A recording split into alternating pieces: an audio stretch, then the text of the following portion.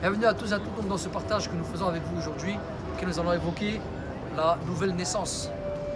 La nouvelle naissance, c'est important parce que il faut reconnaître que nous sommes de nouvelles créations lorsque nous acceptons Jésus-Christ. À partir du moment où nous l'acceptons, il se passe quelque chose. Alors, avant de se rentrer dans ce détail, j'ai partagé un texte avec le frère dans l'évangile de Jean, chapitre 3. On parle de ce personnage qui est Nicodème. C'est Rabbeinu Akadosh, un saint maître, donc un docteur de la loi. Et il connaissait très bien la loi, il étudiait la loi, il connaissait Yahweh, le Créateur. Et voilà, c'était pas un inconnu, un étranger. Et pourtant, il lui manquait quelque chose. Alors, on va lire.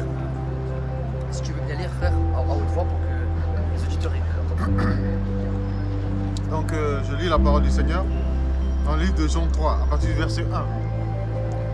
Mais il y eut un homme d'entre les pharisiens, nommé Nicodème, un chef des Juifs, qui vint, lui, auprès de Jésus, de nuit, et lui dit, « Rabbi, nous savons que tu es un docteur venu de Dieu, car personne ne peut faire ces miracles que tu fais si Dieu n'est avec lui. » Jésus lui répondit, « En vérité, je te le dis, si un homme ne naît de nouveau, il ne peut avoir le royaume de Dieu. »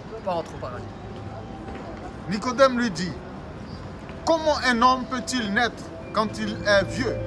Peut-il rentrer dans le sein de sa mère et naître? » Jésus répondit, « En vérité, je te le dis, si un homme ne naît d'eau et d'esprit, il ne peut entrer dans le royaume de Dieu.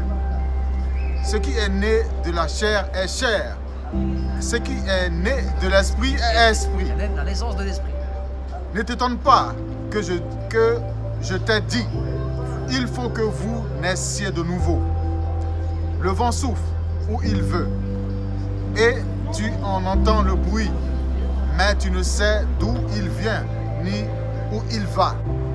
Il en est ainsi de tout homme qui est né de l'esprit.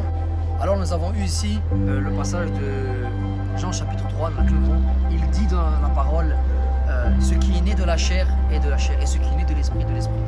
Donc il dit qu'il faut naître de l'eau de l'esprit. Il faut comprendre ces paroles parce que lorsqu'on a cette identité d'enfant de Dieu, on revête Christ, on revête la grâce de Jésus-Christ, on revête l'Esprit Saint.